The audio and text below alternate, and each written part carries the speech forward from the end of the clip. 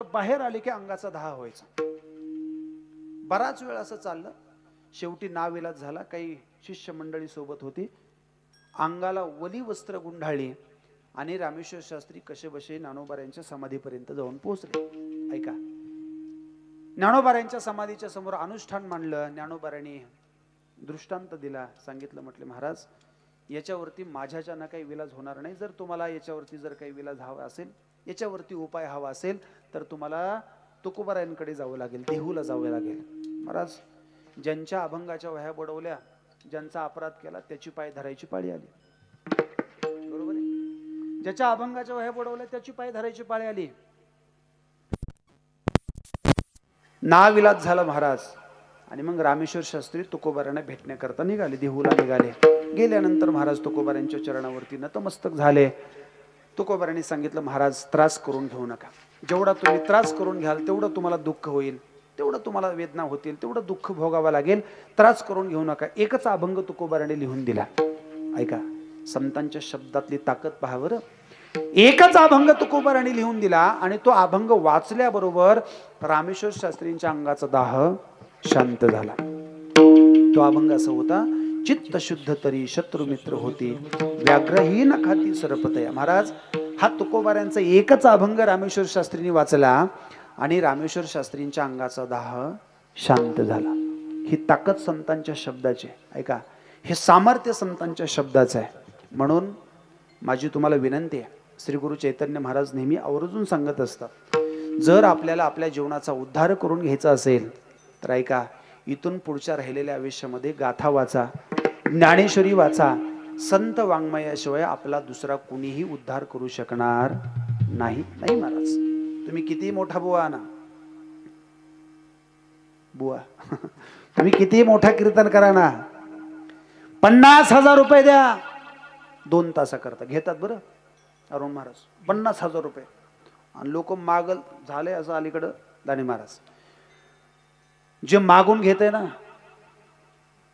त्याला लोक मागितलेल्यापेक्षा 1,000-500 वाढवून घालतात, मागितलेल्यापेक्षा। आणि आमच्यासारखं कधीच मागून घेत नाही ना त्याला 1,100 रुपये कळते का? आता आज तुम्ही तसं काही करणार नाही हे मला चांगलं माहिती आहे, पण नेहमीच सांगतो मी, जे मागून घेतो ना महाराज त्याला मागल तेवढं देतात भाऊ। मी काय सांगतोय, तुम्ही किती मोठा बुवा ना, 50,000 रुपये द्या, कीर्तन झाल्याबरोबर लगेच विमान न्यायला येते असं नाही, नाही महाराज। म्हणून आपल्या जीवनाचा उद्धार करून घ्यायचा असेल, ऐका, जर इथं बसलेल्यापैकी आपल्याला कुणाला वाटत असेल, आपल्या अंतःकरणामध्ये ही तळमळ असेल की बाबा माझ्या जीवनाचा उद्धार झाला पाहिजे, जो मनुष्य देह मला त्या ठिकाणी प्राप्त झाला त्याची सार्थकता झाली पाहिजे, त्याची सफलता झाली पाहिजे, ही जर तळमळ आपल्या अंतःकरणामध्ये असेल तर इथून पुढच्या राहिलेल्या आयुष्यामध्ये एकच करा, गाथा वाचा, ज्ञानेश्वरी वाचा। महाराज संत वाङ्मयाशिवाय आपला दुसरा कोणीही उद्धार करू शकणार नाही, नाही करू शकणार महाराज। जास्ती नाही, मला माहिती आहे आपल्या मागे भरपूर व्याप आहे, आपल्याला भरपूर काम आहेत। लोक गमतीनं बोलतात, महाराज काय सांगायचंय तुम्हाला, आम्हाला मरायला सुद्धा सवड नाही, गमतीनं बोलतात। एखाद्याला म्हटलं का नाही चला कीर्तनाला, तो म्हणतो महाराज आलो असतो पण आम्हाला मरायला सुद्धा सवड नाही। मरायला सवड काढावी लागत नाही, नाही काढावी लागत। मरण सवडीनं नाही। कालचं उदाहरण आहे आप्पांचं आपल्या डोळ्यासमोर, कोणाच्याही मणी ध्यानी नव्हतं महाराज, का होतं आप्पा आपल्याला सोडून जातील असं कोणाच्याही मणी ध्यानी नव्हतं, पण महाराज क्षणाचाही भरवसा नाहीये। महाराजांचं प्रमाण आहे आपल्याला रोज पाठातलं, क्षणभंगुर नाही भरवसा, वारे सावध तोडा माया आशा, काही न चले मग गळा पडेल फासा, पुढे हुशार थोर आहे ओळ सागा, राम नाम स्मरा आधी। महाराज सांगतात बाबा क्षणाचाही भरवसा नाही। का असं काही पत्र आले आजपर्यंत आपल्या गावात, सारोळा गावामध्ये, की बाबा अमुक अमुक दिवशी आम्ही तुम्हाला न्यायला येतोय, आपलं सगळं सामान बांधून तयार राहा? अरुण महाराज नाही। इथून येणारा पुढचा क्षण, ऐका, आपल्या आयुष्याचा कोणताही शेवटचा क्षण असू शकतो, कोणत्याही क्षणी आपल्याला मरण येऊ शकतं, कळते का? म्हणून सावध व्हा, जागे व्हा. महाराज सांगतात बाबा आपल्या जीवनाचा उद्धार करून घ्यायचा असेल तर ज्ञानेश्वरी वाचा, गाथा वाचा. याच्याशिवाय आपलं कुणी दुसरं उद्धार करू शकत नाही. जास्त वेळ जमत नाही आपल्याला. 5 वेळ वाचा. ज्ञानेश्वरीचा 5 वेळ वाचायला किती वेळ लागतो महाराज? जास्ती वेळ लागत. तुकोबारायांचे 5 अभंग वाचायला किती वेळ? जास्ती वेळ लागत नाही महाराज. नाही आपल्याला दिवसभर जमत. ऐका सोपं सांगतो. संध्याकाळी जेवण झाल्यानंतर अंथरुणावरती पडल्या पडल्या ज्ञानेश्वरी हातात घ्या. अंथरुणावरती पडल्या पडल्या गाथा हातात घ्या आणि 5 अभंग तुकोबारायांचे वाचा. 5 ओव्या ज्ञानोबारायांच्या वाचा. महाराज आपल्या जीवनाचा उद्धार आहे. तुम्ही म्हणाल महाराज आम्हाला वाचता येत नाही. बरोबर, आम्हाला लिहिता येत नाही, आम्हाला वाचता येत नाही. ऐका सोपं सांगतो. नाही आपल्याला वाचता येत काय हरकत नाही. नाही आपल्याला लिहिता येत काय हरकत नाही. आपलं बोट त्या ज्ञानोबारायांच्या अक्षरावरून, तुकोबारायांच्या अक्षरावरून फिरवा. ऐका, आपण जर आपलं बोट ज्ञानोबारायांच्या, तुकोबारायांच्या त्या अभंगाच्या, ज्ञानेश्वरींच्या ओवीच्या अक्षरावरून जर आपलं बोट फिरवलं ना तर महाराज मरेपर्यंत ज्ञानोबाराय तुकोबाराय आपलं बोट सोडणार नाहीत. ही ताकद संतांच्या शब्दाची आहे. विठाला विठाला विठाला विठाला विठाला विठाला. का सांगतोय? एक अभंग वाचला रामेश्वर शास्त्रींनी आणि अंगाचा 10 शांत झाला. महाराज ही ताकद संतांच्या शब्दाची आहे. आणि मग ही बातमी कळाली त्या अनगडच्या फकीराला, ज्यानं शाप दिला होता त्याला. कोण आहे असा की मी दिलेल्या शापाचा उतारा कोणी केला, कोण आहे? आणि मग कळालं तुकोबाराय. कोण तुकोबाराय? म्हणून हातामध्ये कठोरा घेतला आणि कठोरेला आज्ञा केली. कठोरा माहिती आहे ना तुम्हाला? भिक्षा मागणं. कठोरा केवढा असतो? झोपले का? केवढा असतो? अगदी छोटा महाराज.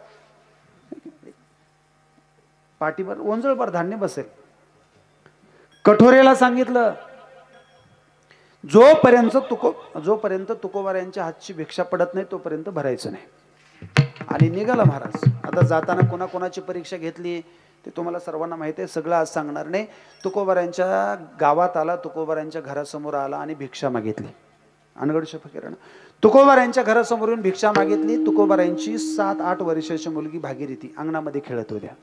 भागीरथी, मला सांगा महिला मंडळ, 7 वर्षाच्या मुलीचा हात केवढा असतो?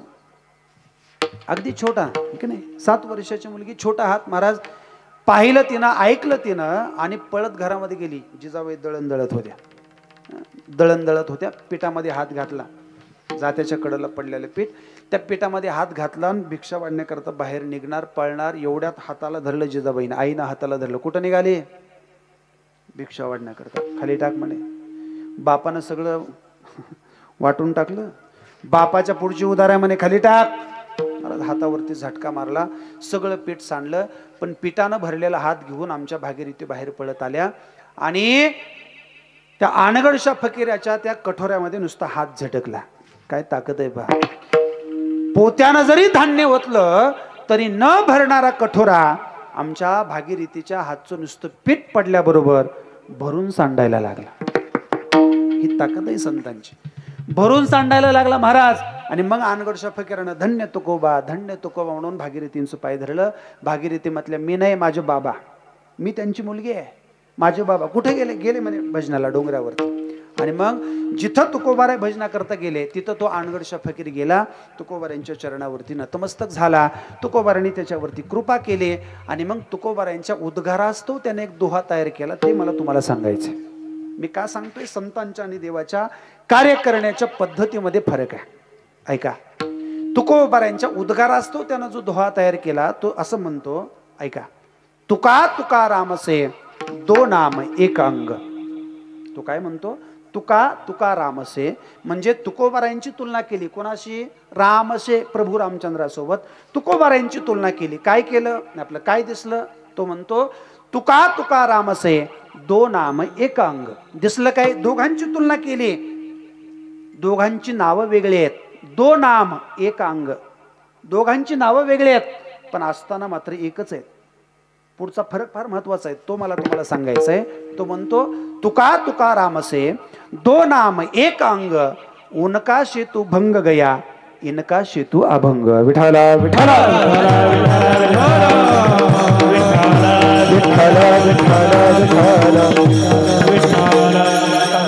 काय म्हणतो? जो प्रभू रामचंद्रांनी लंकेमध्ये जाण्याकरता जो शेतू बांधला, आपल्याला ऐकायचंय पुढे महाराजांच्या मुखातून. जो शेतू बांधला तो भंग पावला. ऐका, तो शेतू भंग पावला. पण आमच्या तुकोबारांनी 4,500 रुपये अभंगाचा जो शेतू बांधला तो आजही अभंग आहे. ही संतांच्या आणि देवाच्या हा फरक आहे महाराज. संतांच्या आणि देवाच्या कार्यामधला हा फरक आहे. म्हणून देव आणि संत जरी एक असले, ऐका, देवामध्ये आणि संतांमध्ये फरक नसला, भेद नसला, तरी भगवान परमात्म्याला संतांच्या रूपानं अवतराला यावं लागतं. तो भगवान परमात्मा कधी स्वतः येतो तर कधी स्वतः संतांच्या रूपानं त्या ठिकाणी अवतराला येतो. हा सिद्धांत तुकोबाराय आपल्याला या ठिकाणी सांगतात. त्याचं चिंतन तुकोबारांनी अभंगाच्या पहिल्या चरणामध्ये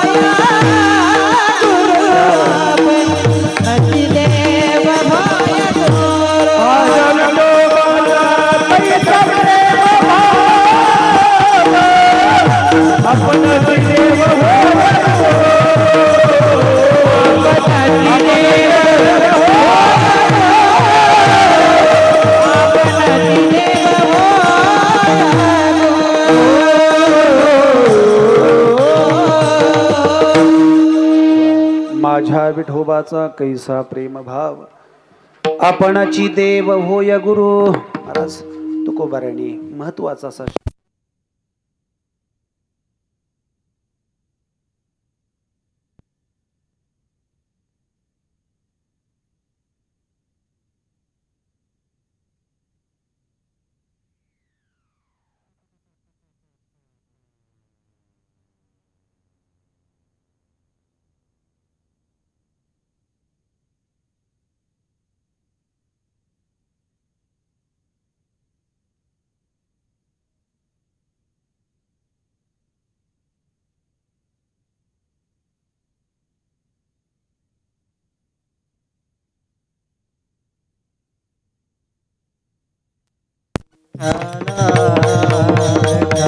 विठ्ठल विठ्ठल विठ्ठल कुंडलिक वरदारी विठ्ठल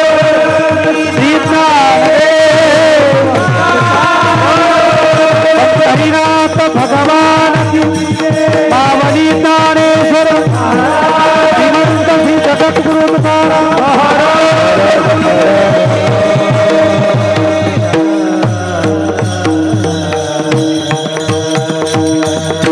माझ्या विठोबाचा कैसा प्रेम भाव आपणची देव होय गुरु. तुकोबर आहे.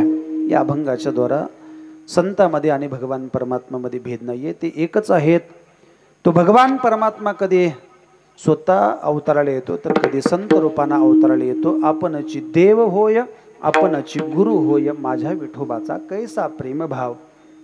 हे चिंतन तुकोबारांनी या ठिकाणी केलेलं आहे. महाराज 5 चरणाचा अभंग आहे, ऐका. हा जो तुकोबारांचा अभंग आहे महाराज,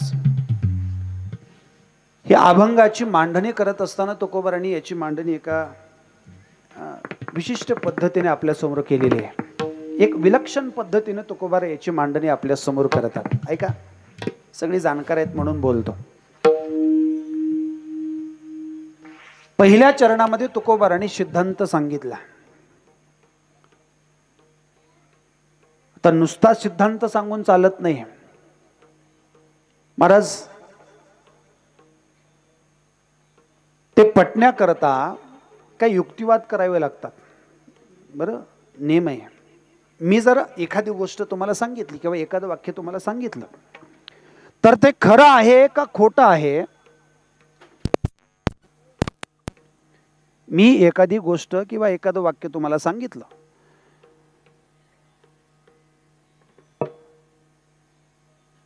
ते खरं आहे का खोटं आहे हे सांगण्याची जबाबदारी वक्त्याची असते का श्रोत्याची असते महाराज. बरोबर आहे. मी एखादी गोष्ट तुम्हाला सांगितली, ती खरं आहे का खोटं आहे हे सांगण्याची जबाबदारी वक्त्याची का श्रोत्याची. वक्त्याला त्याचं काही, आपलं श्रोत्याला त्याचं काही देणं घेणं नसतं महाराज. हे खरं आहे का खोटं आहे हे ज्यानं सांगितलं त्याला ते सिद्ध करावं लागतं. म्हणून तुकोबारांनी पहिल्या चरणामध्ये सिद्धांत मांडला. बाकीच्या 3 चरणामध्ये, दुसऱ्या, तिसऱ्या आणि चौथ्या चरणामध्ये तुकोबारांनी त्याच्याकरता काही युक्तिवाद केले. बरं, नुसते युक्तिवाद करून जमत नाहीत. त्याच्याकरता काहीतरी पुरावा द्यावा लागतो, त्याच्याकरता काहीतरी प्रमाण असावं लागतं. म्हणून तुकोबारांनी बाकी 3 चरणामध्ये युक्तिवाद केले आणि शेवटच्या चरणामध्ये तुकोबाराय त्याला प्रमाण देतात, त्याला पुराणाचं प्रमाण देतात. तुकोबाराय म्हणतात, तुका म्हणे नाही विश्वास ज्या म्हणी पहावे पुराणी विचार. महाराज, अशा पद्धतीनं तुकोबारांनी अभंगाची मांडणी आपल्या समोर केलेली आहे. पहिल्या चरणामध्ये तुकोबारांनी सिद्धांत मांडला आणि तो सिद्धांत मांडत असताना तुकोबाराय सांगतात, देवामध्ये आणि संतांमध्ये भेद नाही. तो भगवान परमात्मा आपणची देव होय आपणची गुरु होय. त्या ठिकाणी तो अवताराला येतो, कधी स्वतः येतो, कधी संतांच्या रूपाने येतो, हे तुकोबाराय सांगतात. पण तो भगवान परमात्मा येत असताना त्याचं कारण सांगितलं तुकोबारांनी. प्रेमभाव. ऐका, प्रेमभावाच्या सामर्थ्यावरती तो भगवान परमात्मा त्या ठिकाणी अवताराला येतो महाराज. अवताराला येतो. प्रेमभाव. परमार्थ साधना करत असताना प्रेमाला फार महत्व आहे, भावाला फार महत्व आहे महाराज. काल आपण चिंतन ऐकलं, देवाला दुसरं काही लागत नाही. काही न लगे एक भावाची कारण तुका म्हणे आन विठोबाची. महाराज, देवाला दुसरं काही लागत नाही. अंतरीची घेतो गोडी पाहे जोडी भावाची. महाराज, देवाला भावाशिवाय प्रेमाशिवाय दुसरं काही लागत नाही. पण म्हणून त्या भगवान परमात्म्याच्या येण्याच्या पाठीमागचं कारण प्रेमभाव हे तुकोबारांनी या अभंगामध्ये, या चरणामध्ये मांडलेलं आहे. प्रेमभाव.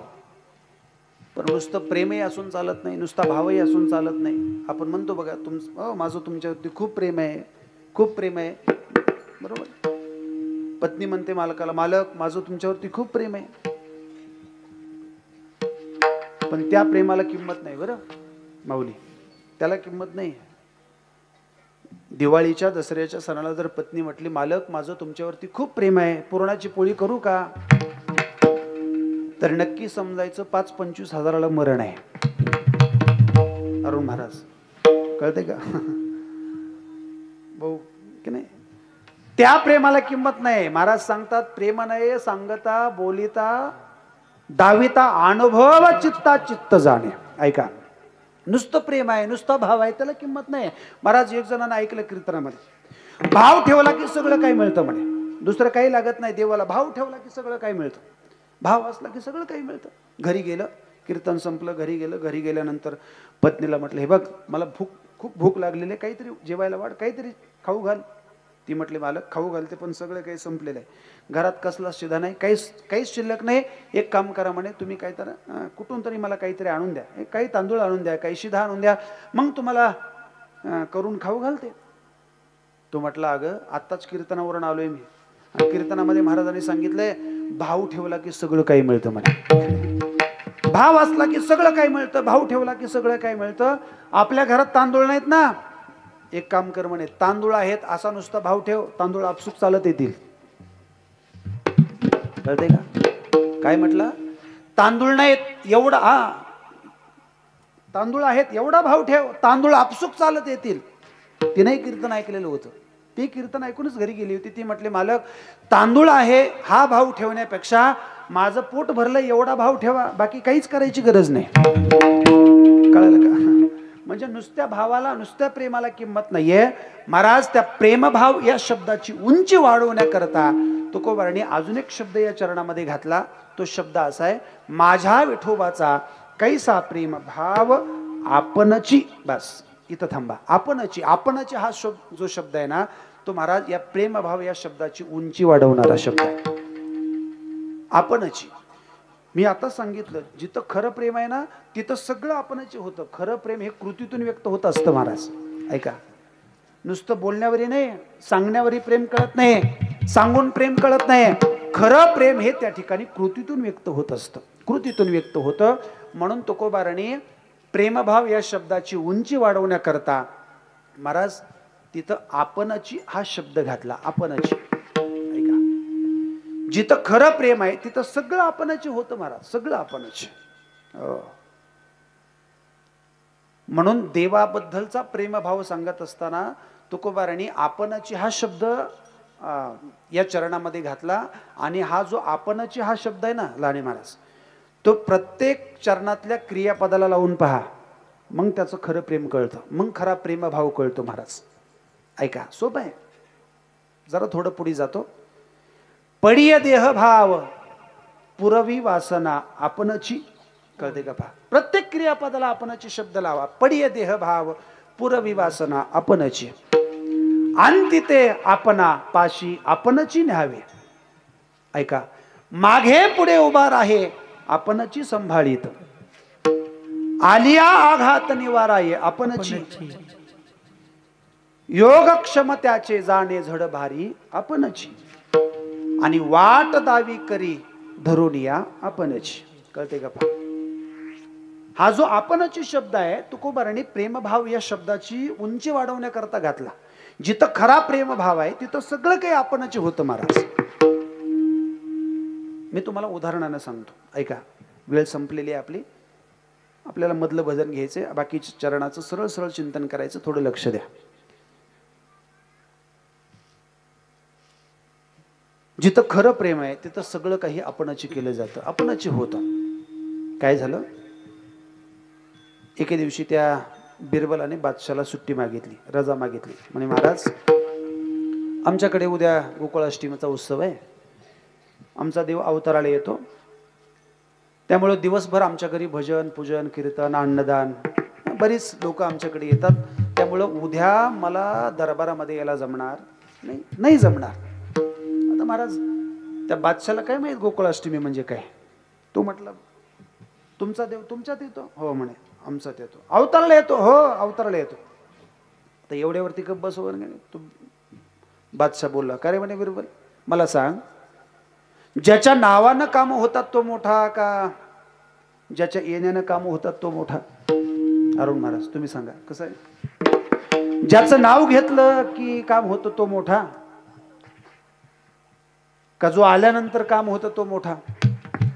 नंदू महाराज नीट ऐका, नाव घेतल्याबरोबर काम होतं तो मोठा का ज्याच्या येण्यानं काम होतं तो मोठा?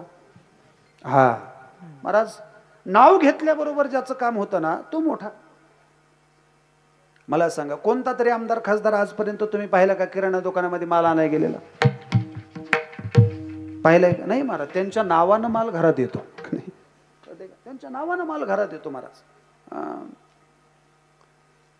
नाव घेतलं की काम होतं तो मोठा. बिरबल म्हटलं, बादशाह म्हटलं, सांग तुमचा देव तुमच्यात येतो, तुमच्यामध्ये अवतार येतो, असला कसला तुमचा धर्म? कशाला राहतो असल्या धर्मामध्ये? बघ आमच्या देवाचं नाव घेतलं की काम होतं म्हणे. बिरबल म्हटलं, महाराज आता मला तुमच्याशी वाद घालायला सवड नाही, वेळ नाही. एक काम करा म्हणे, मला रजा देता का नाही ते सांगा. महाराज बिरबलानं रजा दिली. आपलं बिरबलाला रजा दिली. बिरबल निघून गेला. दुसरा दिवस महाराज तो गोकुळाष्टमीचा उत्सव संपन्न साजरा केला. काही 10-15 दिवस असे जाऊ दिले गेले. आणि एके दिवशी तो बिरबल त्या बादशाला म्हणतो, महाराज मी काय सांगतोय, आपणच या शब्दाची उंची. यमुनेला सुंदर पाणी आलेले, एक काम करू म्हणे, तुमच्या घरचे माझ्या घरचे आपण सगळे मिळून फिरायला जाऊ. बादशाह म्हटला, काय हरकत नाही, जाऊया. आता राजा फिरायला निघणार म्हटल्यावर महाराज काय 5-50 नावा सजवल्या, सगळे नावाडी, सगळी प्रधान मंडळी सोबत घेतली आणि सगळे मिळून त्या ठिकाणी फिरायला निघाले. त्या बिरबलानं सांगितलं, महाराज तुमचा मुलगा माझा मुलगा एकाच वयाचे आहेत, एक काम करा, तुमच्या मुलाला माझ्या नावेत बसवा, दोघं आनंद घेतील, मजा करतील, काय हरकत नाही, बादशाहनं सांगितलं. आणि मग महाराज त्या मुलाला सोबत घेतलं. त्या नावा अशा निघाल्या, नदीच्या मध्यभागीवरती आल्या. मध्यभागी आल्यानंतर बिरबलाने एक युक्ती केली. त्या राजपुत्राला त्या नावेमध्ये खाली दाबून ठेवलं आणि एक दगड घेतला महाराज. दगड उचलून त्या पाण्यामध्ये टाकला. पाण्यामध्ये टाकल्याबरोबर आवाज झाला आणि बिरबल आपला तो ओरडायला लागला. बिरबल, राजपुत्र बुडाला, राजपुत्र बुडाला, राजपुत्र बुडाला. महाराज तो ओरडायला लागला. महाराज तो बादशाह ती कानावरती पडलं ना त्या बादशाच्या. त्याने इकडं तिकडं पाहिलं. महाराज मुलगा दिसत नाही. उठून उभा राहिला, दिसत नाही मुलगा. इकडं तिकडं. महाराज मागचा पुढचा विचार न करता बादशाहनं त्या पाण्यामध्ये उडी मारली. खाली गेला, इकडं तिकडं पाहिलं, काही नाही. महाराज हाताला एक दगड लागला. वरती आला. राग आला. पटपट ऐका. राग आला. बोलायला लागला त्या बिरबलाला. का रे म्हणे बिरबल, एवढ्या मोठ्या पदावरती गेला, थट्टा करतो, चेष्टा करतो म्हणे, माझा मुलगा बुडाला म्हणून सांगतो. मला काय झालं असतं तर, ऐकल्याबरोबर माझ्या काळजाचा ठोका चुकला म्हणे, काय झालं असतं तर राजाला कोण वारस आहे? महाराज फडाफडा बोलायला लागला बादशाह. बिरबलानं शांत केलं. जाऊ दे म्हणे महाराज, चुकून झालं, थट्टा केली. असली कशी थट्टा म्हणे, एवढ्या मोठ्या पदावरती गेला, तुला अजून कळत नाही, तुला अजून अक्कल नाही. महाराज बोलायला लागला. थोडा वेळ गेला, त्याला बाहेर काढलं महाराज पाण्यातून व दुसरी कपडे घातली. आणि मग बिरबलाने बादशाला प्रश्न विचारला. ऐका, हे तुम्हाला सांगायचं. बिरबल म्हणतो, महाराज तुमचा मुलगा बुडाला आहे हे ज्यावेळेस तुम्हाला कळालं त्यावेळेस तुम्ही स्वतः उठून पाण्यामध्ये उडी घेतली का? उडी मारली का? असं केलं? आम्ही तुमच्यासोबत 5-50 जण होतो ना. बरं, ज्यांचं संबंध आयुष्य पाण्यामध्ये गेले असे सगळे नावाडे आपल्यासोबत होते, त्यांना कुणाला तरी सांगायचं, आमच्यापैकी कुणाला तरी सांगायचं नाही. बघ म्हणे माझा मुलगा कुठं बुडालाय, आम्हाला कुणाला तरी सांगायचं. असं न करता तुम्ही स्वतः उठला आणि स्वतः उठून पाण्यामध्ये उडी घातली का? त्यावेळेस बिरबल म्हणतो, तो बादशाह म्हणतो, हे बघ माझा मुलगा बुडालाय हे ज्यावेळेस मला कळालं किंवा हे ज्यावेळेस माझ्या कानावरती पडलं त्यावेळेस मला बाकी दुसरं काहीच सुचलं नाही. मी स्वतः उठलो आणि स्वतः उठून पाण्यामध्ये उडी घेतली. बिरबल म्हटलं, महाराज आमच्याही देवाचं असंच आहे. कळतंय का? पहा, आमच्याही देवाचं असंच आहे. कसं आहे, ज्यावेळेस माझ्या भक्तावरती संकट येतं हे ज्यावेळेस त्या देवाला कळतं ना, देव नाव सांगून कामं करून घेत नाही. देव दुसऱ्याला सांगून नाव कामं करून घेत नाही. स्वतः भगवान परमात्मा आपणची देव होय, आपणची गुरु होय. विठाला विठाला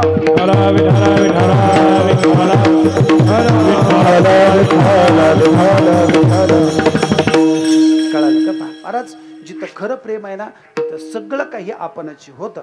म्हणून तुकोबाराने महाराज या प्रेमभाव या शब्दाची उंची वाढवण्याकरता आपणची हा शब्द या चरणामध्ये घातला. तुकोबारा सांगतात, माझ्या विठोबाचा कैसा प्रेमभाव आपणची देव होय गुरु. एकदा वारकरी संप्रदायाच्या नियमाप्रमाणे भजन करू.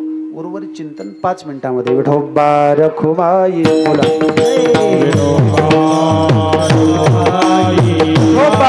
रखुमाई ताली वाजवा रखुमाई विठोबा रखुमाई ताली वाजवा रखुमाई कुंडली कवरधारी विठोल विठानदेव पंढरीनाथ भगवान कावली तारेश्वर श्रीमंत श्री जगद्गुरु तुकाराम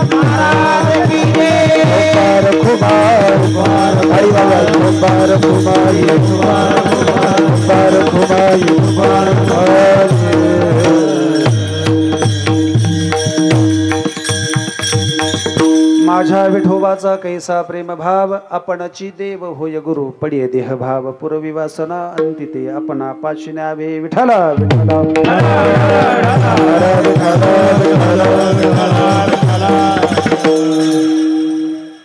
तुकोबारायांचा अभंग तुकोबाराय या अभंगातून महत्वाचा असा सिद्धांत मांडतात आणि त्याचं कारण सांगत असताना प्रेमभाव हे त्याचं कारण सांगतात आणि प्रेमभाव या शब्दाची उंची वाढवण्याकरता तुकोबारायांनी आपणची देव होय आपणची गुरु होय हे चिंतन तुकोबारायांनी त्या ठिकाणी केलेलं आहे. महाराज अजून एक विचार या अनुषंगाने मांडतो आणि थांबतो. ऐका, अभंगातला पहिल्या चरणातला पहिला शब्द आहे माझ्या. ऐका, अगदी याच्यावरती थोडं चिंतन मांडतो आणि थांबतो. वेळ संपलेली आपली, लक्ष द्या. तुकोबारायांनी या अभंगामध्ये माझं कुणाला म्हणावं, ऐका, याचं दिग्दर्शन केलेलं आहे. कळते का? पहा, मी माफी मागून बोलतो, तुम्हाला सर्वांना अवघड वाटेल पण माफी मागून बोलतो. ऐका, आपल्या जीवनामध्ये आपण जे आज दुःख भोगतोय, महाराज सचिन महाराज, आपल्या जीवनामध्ये आपण जी आज त्या ठिकाणी दुःख उपभोगतोय याचं एकच कारण आहे, आपण नको त्याला माझं म्हणतो. आपण नको त्याला माझं म्हणतो म्हणून ही दुःख आपल्याला भोगायची पाळी आहे. कळते का? मग माझं कोणाला म्हणावं याचा विचार, याचं दिग्दर्शन तुकोबारायांनी या अभंगाच्या द्वारा केलेलं आहे.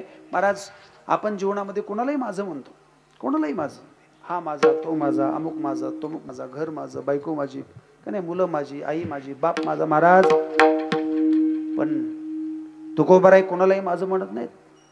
नाथ महाराज कोणालाही माझं म्हणत नाहीत. ऐका, या जगामध्ये दोघांना माझं म्हणा. एक संतांना माझं म्हणा आणि दुसरं देवाला माझं म्हणा. कळते का? पहा, संतांना माझं म्हणा. नाथ महाराज कोणालाही माझं म्हणत नाहीत. कैवल्याचा पुतळा प्रगटला भोतळा,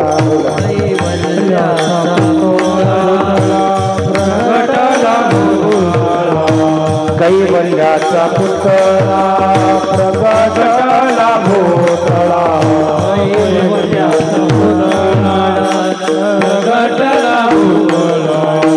चैतन्याचा दिवाळा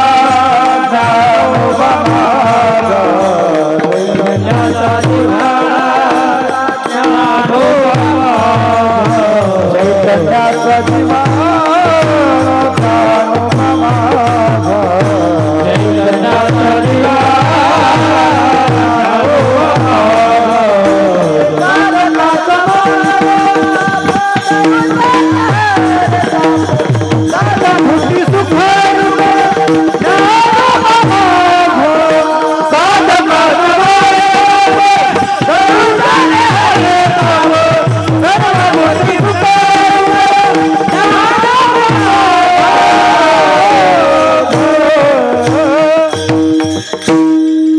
साधकाचा माय बाप दरुशने हरे ताप, सर्वाभूती सुख रूप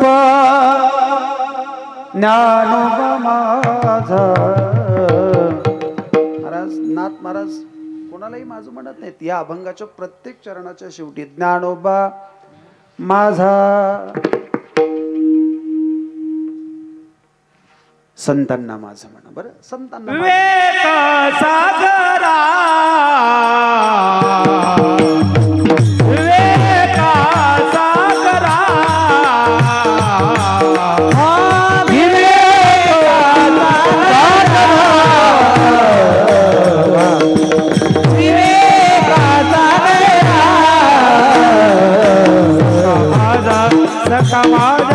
सखा माझ्या ज्ञानेश्वरा सखा माझ्या सखा माझ्या सखा माझ्या ज्ञानेश्वरा वेगा सागरा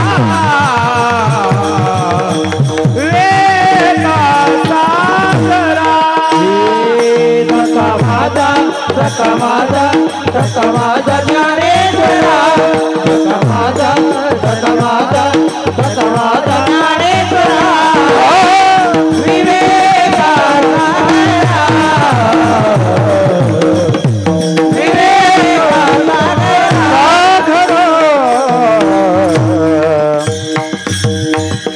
विवेक सागरा सखा माझ्या ज्ञानेश्वरा. महाराज संतांना माझं म्हणा, संतांना माझं म्हणा आणि दुसरं देवाला माझं म्हणा.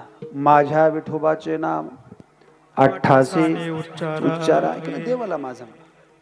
विठ्ठल माझा माझा माझा माझा विठ्ठल माझा मी विठ्ठलाचा. देवाला माझं एक संतांना माझं म्हणा, दुसरं देवाला माझं म्हणा. माझं कोणाला म्हणावं याचं दिग्दर्शन तुकोबारांनी या अभंगाच्या द्वारा केलं. माझ्या विठोबाचा कैसा प्रेम भाव. अजून एक विचार मानतो, महाराज उपस्थित आहेत म्हणून 1 मिनिटामध्ये. महाराज थोडं व्याकरण सांगतो. मला माहिती आहे व्याकरणाची वेळ आहे, रात्र झालेली वेळ झालेली आहे, पण सांगतो ऐकून ठेवा नुसतं. महाराज माझा ही षष्ठी विभक्ती आहे. माझा किंवा माझ्या ही षष्ठी विभक्ती आहे आणि विभक्ती प्रत्ययाचा अर्थ करत असताना ती विभक्ती ज्या पदाला लागते त्या पदावरून त्याचे अर्थ करायचे असतात, असा व्याकरणाचा नियम आहे. तुम्ही सर्वांनी ऐकलेले, सगळी संस्थेतली विद्यार्थी आहे. माझा ही षष्ठी विभक्ती आहे आणि त्या विभक्तीचे प्रत्यय सांगत असताना महाराज चा ची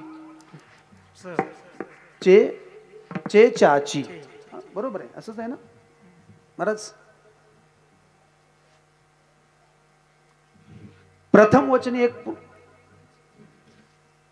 प्रथम पुरुष एक वचन. महाराज याच असं होतं, कोणी म्हणत नाही शेत मीच आहे माझंच आहे असं म्हणतात. बरं माझं शेत कोणाचं? माझं. मी आहे असं कोणी म्हणत नाही.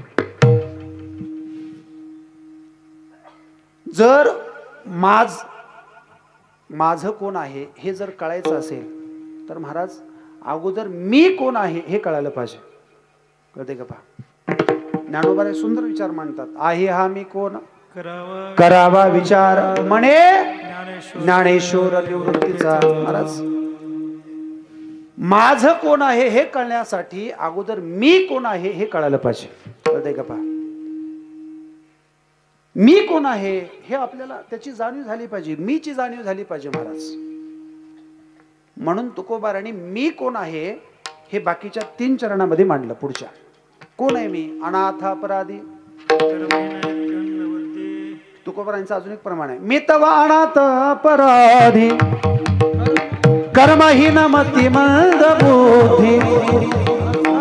हा महाराज मी कोण आहे हे तुकोबारांनी बाकीच्या पुढच्या 3 चरणामध्ये सांगितलं. पडिये देह भाव ज्याच्या वासना दुसऱ्याकडून पुरवाव्या लागतात असा मी अपूर्ण आहे. मागे पुढे उभा राही संभाळीत आलिया आघात निवाराया. ज्याला मागे आणि पुढे उभा राहून त्या ठिकाणी त्याचा सांभाळ करावा लागतो असा दुर्लभ असणारा मी आहे. आणि योगक्षम त्याचे जाणे जड भारी वाट दावी करी धोरण्या. ज्याला हाताला धरून वाटेला लावावं लागतं असा अज्ञानी मी आहे. तुकोबारांनी बाकीच्या 3 चरणामध्ये मी कोण आहे याचा विचार मांडला. आणि जोपर्यंत मी कोण आहे तोपर्यंत माझं काय आहे हे कळत नाही. कळतंय का? माझं कोण आहे कळत नाही. महाराज अगदी कल्पना करा, मी जर गायक असेल तर सोर माझा म्हटलं पाहिजे का नाही अरुण महाराज? मी जर पखवाज वादक असेल तर म्हटलं पाहिजे ताल माझा. बरोबर आहे. मी जर शिक्षक असेल तर विद्यार्थी माझे. मी जर विद्यार्थी असेल तर शिक्षक माझा. मी जर कीर्तनकार असेल तर श्रोते माझे. मी जर श्रोता असेल तर कीर्तनकार. 2च तासापुरता 2च तास म्हणा पण म्हटलं पाहिजे. मी जर नेता असेल तर जनता मी जर जनता असेल तर नेता, मी जर कीर्तनकार असेल तर पाकिट. बरोबर आहे की नाही? काय चुकलं का महाराज? म्हणजे मी कोण आहे हे जोपर्यंत कळत नाहीये तोपर्यंत माझं काय आहे हे कळत नाही. म्हणून तुकोबारांनी मी कोण आहे याची जाणीव पुढच्या 3 चरणामध्ये करून दिली.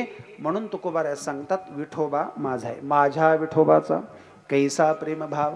आणि तुकोबारा सांगतात हे जर तुम्हाला मी सांगतो पटत नसेल तर याला पुराणाचं प्रमाण घ्या, अभंगाचं शेवटचं.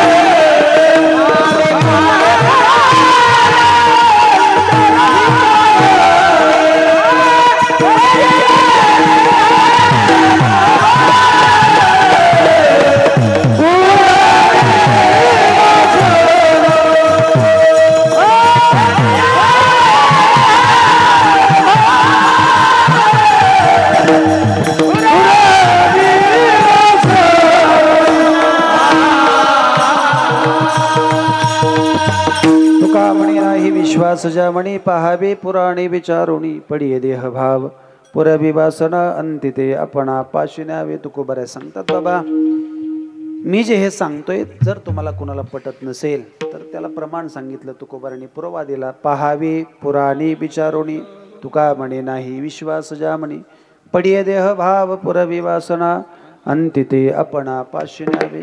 असो संपन्न होत असलेला आपला हा अखंड हरिनाम सप्ताह, त्याच्यामधील आजच्या 5व्या दिवसाची ही कीर्तनरूपी सेवा, ही कीर्तनरूपी पुष्प समस्त ग्रामस्थ मंडळी समस्त भजनी मंडळी यांच्या वतीनं माझ्याकडे आलं. सप्ताह संयोजक समिती आदरणीय आमचे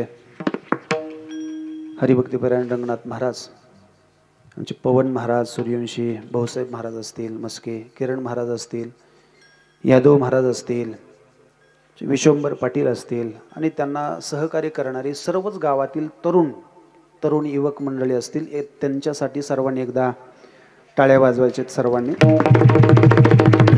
महाराज अतिशय सुंदर नियोजन, अतिशय देखणं नियोजन या संयोजक समितीच्या वतीने या ठिकाणी केलं जातं. आणि माझ्याकडे आलेली ही प्रेमापोटी सेवा अगदी सरळ सरळ अभंगाचा भाव मी तुमच्या समोर मांडण्याचा प्रयत्न केला. जे चुकलं ते माझं, जे काही बरोबर आहे ते सर्व गुरुवर्यांचं आहे. सेवेसाठी उपस्थित तुम्ही सर्वजण, सर्वांना या ठिकाणी धन्यवाद देतो. सर्वांनी सुंदर अशा प्रकारचं सहकार्य केलं, त्याबद्दल सर्वांच्या चरणावरती या ठिकाणी नतमस्तक होतो. विशेषतः आज या सेवेसाठी उपस्थित महाराष्ट्रभर ज्यांच्या माध्यमातून आपली ही सेवा कीर्तनाची प्रवचनाची असेल, महाराष्ट्रातील ख्यातनाम कीर्तनकार मंडळी, वक्ते मंडळी यांची कीर्तन प्रवचने आपल्याला ज्या चॅनलवरती ऐकायला मिळतात, ते असं यूट्यूब चॅनल नामाचा गजर महाराज आदरणीय आमचे हरिभक्तीपरायण नामदेव महाराज या ठिकाणी उपस्थित आहेत. त्यांनाही या ठिकाणी धन्यवाद देतो. 7 दिवस आपला हा सोहळा ज्यांच्या माध्यमातून आपण लाईव्ह त्या ठिकाणी पाहतोय, असे श्रींचा गजर, त्यांनी नाव बदललं बरं महाराज, त्यांनाही या ठिकाणी धन्यवाद देतो. त्याचबरोबर आमच्या अमर महाराज यांनीही आपली सेवा या ठिकाणी शूट केलेली आहे, जे अमर महाराजसाठी यूट्यूब चॅनल, त्यांनाही या ठिकाणी धन्यवाद देतो. सुंदर अशी माईक सिस्टीम ज्यांच्यामुळं माझा आवाज तुमच्यापर्यंत पोहोचला, आमचे आदरणीय दादा, अगदी लहान होतो तेव्हापासून दादाच्या सानिध्यामध्ये उपाडे दादा, दादांनाही या ठिकाणी धन्यवाद देतो. परत एकदा तुम्हा सर्वांना धन्यवाद देतो. सहकार्य करावं महाराज. नोहे हा एकल्याचा खेळ, मनवुनी मेळ मिळविला. सप्ताह करणं हे एकट्या कोणाचं काम नाही आहे, म्हणून सर्वांना सोबत घेऊन आपण गेली 23 वर्ष झाली हा सोहळा या ठिकाणी संपन्न करतोय. आणि इथून पुढेही महाराज असंच एकमेका सहाय्य करू. आवेगे महाराज किंवा काल महाराजांनी सांगितलं, तुका म्हणे सत्य कर्मा व्हावे सहाय्य. महाराज चांगल्या कामा करतात त्या ठिकाणी सहकार्य केलं पाहिजे, आणि तुम्ही करत आलेला आहात, आणि हे आपण केलं पाहिजे महाराज. हे पूर्ण आपण केलं पाहिजे. का? कारण ही आपल्या वाडवडिलांची परंपरा आहे. माझ्या वडिलाची मिराशिगा देवा तुझी चरण सेवा, किंवा महाराज सांगतात, याचा धरीन अभिमान आपुले करीन जतन. महाराज हे आपल्या बाप दादांची परंपरा आहे, आणि आपल्या आई वडिलांची परंपरा आपणच पुढे न्यावी लागते महाराज, आपणच पुढे न्यावी लागते. म्हणून गेली 23 वर्ष झाले ज्या पद्धतीने आपण त्या ठिकाणी सहकार्य करत आहात, असंच आपण पुढे करत राहावं, आणि आपला हा सोहळा उत्तर त्या ठिकाणी वाढत जावा, अशीच भगवान परमात्म्याच्या चरणावरती विनंती करतो. परत एकदा सर्वांना धन्यवाद देतो, आणि याच ठिकाणी थांबतो. सर्वांनी प्रेमाने भजन करा. ज्ञानेश्वर माऊली, ज्ञानराज माऊली, महाराज ज्ञानेश्वर माऊली,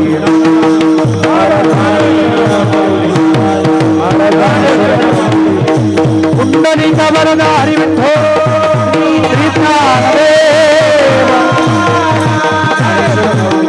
महाराज ज्ञानेश्वर माऊली.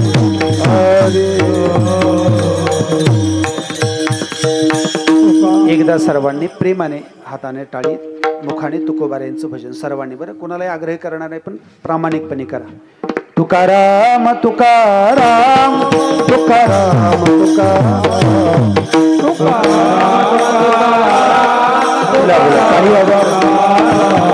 तुकाराम तुकाराम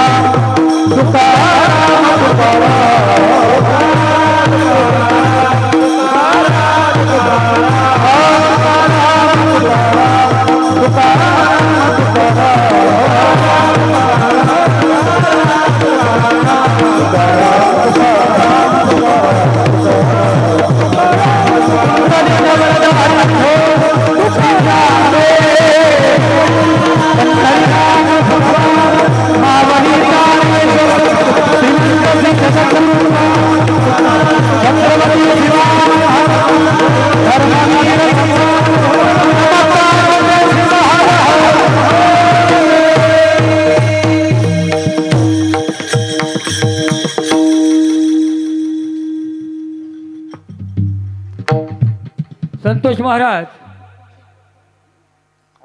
पाठीमागा माऊली महाराज,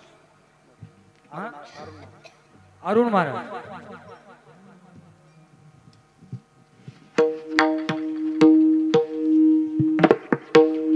बोला पटकन.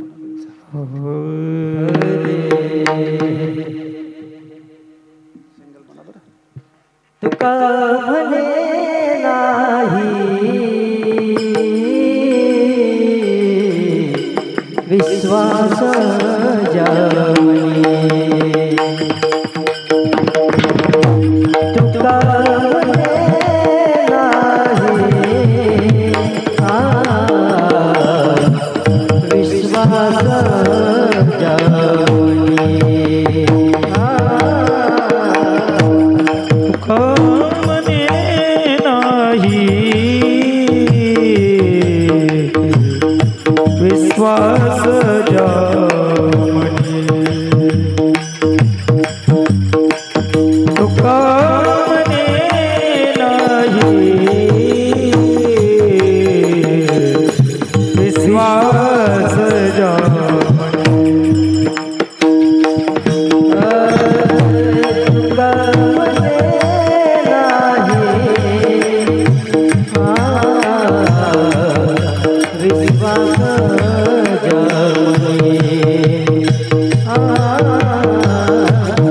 तुका मने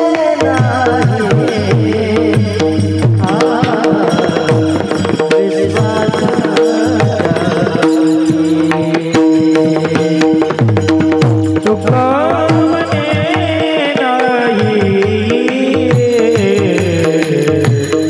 विश्वास विश्वास जामणी तुका मने नाही विश्वास